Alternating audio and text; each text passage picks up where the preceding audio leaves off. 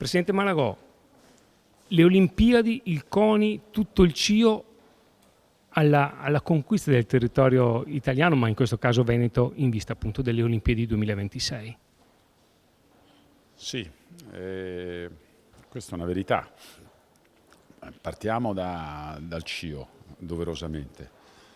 Il CIO ha dato fiducia a un'idea che all'inizio sembrava folle, sicuramente che nessuno fino adesso aveva mai preso in considerazione, e il CIO l'ha votata, cioè i miei colleghi, peraltro sconfiggendo sportivamente ovviamente una candidatura straordinaria e molto seria che era quella di Stoccolma, proprio perché noi abbiamo interpretato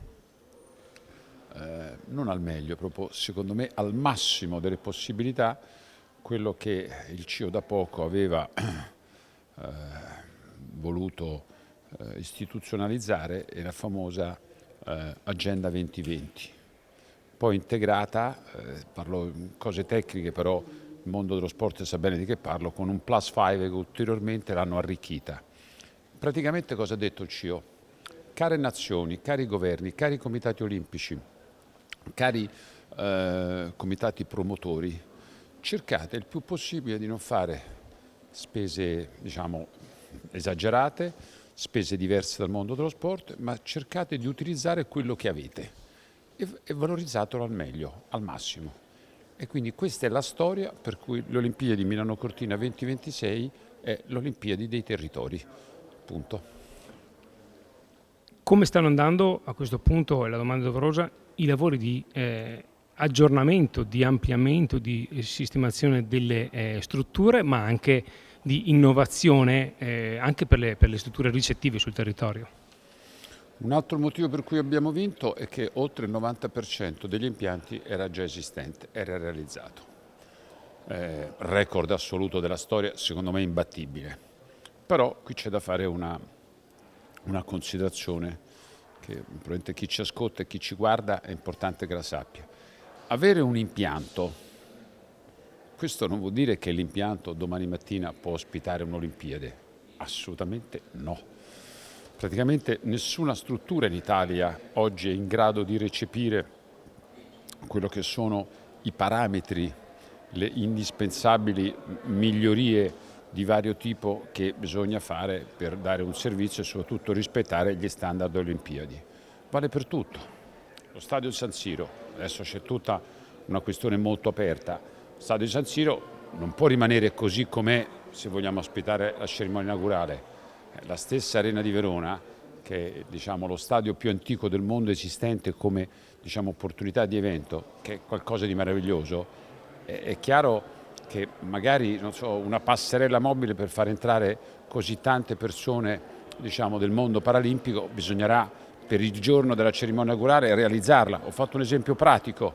Ecco, tutta questa situazione qui fa parte della famosa agenzia infrastrutture, che è pubblica, che non è il comitato organizzatore, col quale però noi andiamo a braccetto e siamo sovrapposti, che è conscia, e devo dire sulla verità, su questo sono molto convinto di quello che dico, è particolarmente, diciamo, pancia a terra, però devono recuperare, non per colpa loro, ma dalla burocrazia a monte, 2 anni di ritardi, 2 anni in cui onestamente, causa anche Covid, praticamente l'agenzia non era né costituita né operativa.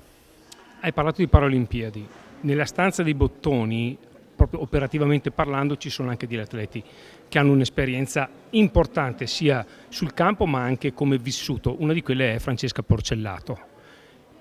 Poter fare affidamento su queste persone, su queste competenze è un plus, penso, importante. Francesca, oltre ad essere un'atleta straordinaria, ricordo anche sia Paralimpiadi estive che invernali, multidisciplinare, è membro del consiglio di amministrazione della fondazione, scelta proprio dal mondo paralimpico a rappresentarlo. Io sono un suo personale amico, l'ho vista pochi giorni fa perché ho avuto l'onore di fare la prefazione del suo libro, una storia commovente proprio da accapponare la pelle, e ci teneva tantissimo a portarmelo di persona con una dedica, insomma, dire che è patrimonio di tutto il paese ed è una delle testimonial per eccellenza di questa manifestazione. Ultima domanda, tu sei molto legato al territorio veneto, Cortina, Verona, sono dico tue basi operative, ma qua la mia famiglia parte da Conegliano, Malagò, per cui insomma mi sento a casa. il Veneto in questo momento come si pone? Cioè è pronto, è attivo, è operativo o ci sono delle criticità? Ma il Veneto, secondo me, lo dico con franchezza, sta facendo molto bene. Poi tutti quanti siamo, diciamo, giorno dopo giorno impegnati, io per prima, nell'avere un cronoprogramma sulle cose da fare. Questo è un dato di fatto, però c'è consapevolezza, io qui non faccio discorsi di carattere politico, ma è semplicemente realistico, c'è molta collaborazione, c'è molta, diciamo, professionalità degli interlocutori nostri, questo lo devo riconoscere, anche perché secondo me facendo bene riconoscono anche la competenza da parte di chi si occupa di sport. Grazie. Grazie.